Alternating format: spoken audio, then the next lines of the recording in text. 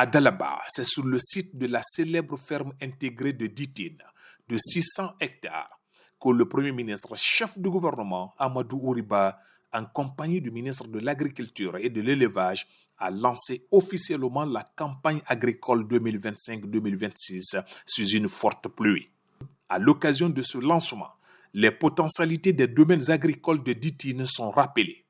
Des domaines, une fois aménagés, pourraient permettre à cette localité très fertile de participer activement au combat pour la souveraineté alimentaire. Nous sommes convaincus que la ferme de Ditine, à l'abandon depuis plus d'une trentaine d'années, trouvera pleinement sa place dans le système alimentaire mondial. Elle deviendra un modèle de réussite, une référence pour l'agriculture guinéenne et une source de fierté pour toute la nation. Les braves populations de Ditine, majoritairement agriculteurs et éleveurs, sollicitent auprès de vous et de votre gouvernement un appui pour l'obtention d'intrants et de produits vétérinaires. Le reprofilage de la route d'Alaba-Tougué, la construction d'un magasin de stockage d'engrais et de produits agricoles, la construction d'un centre de formation d'agriculteurs et d'éleveurs à Ditine, la construction d'une usine de transformation de tomates en purée, le dragage du cours d'eau qui arrose les différents bas-fonds de la ferme, exploités par les groupements, l'aménagement de toutes les plaines citées si haut. Au niveau du ministère de l'Agriculture et de l'Élevage, les leçons de la campagne de l'année passée sont déjà tirées. Les innovations de cette année 2025 sont aussi annoncées pour accompagner de façon directe les agriculteurs et éleveurs. Chaque année, nous avons 13 millions d'hectares de terres arables. Nous avons une population qui est jeune et au niveau de la population rurale, nous avons plus de 65% qui sont agriculteurs et éleveurs. Donc, fort de cela, nous disons qu'il est important que nous-mêmes nous puissions consommer ce que nos producteurs cultivent tous les jours dans leurs différents champs et ce que nos éleveurs également produisent comme viande et lait au niveau de leurs différentes fermes.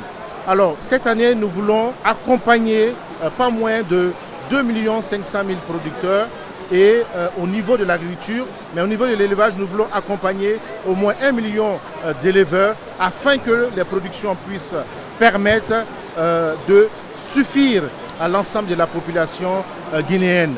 Nourrir la Guinée à travers nos propres ressources est le thème de la campagne agricole 2025-2026.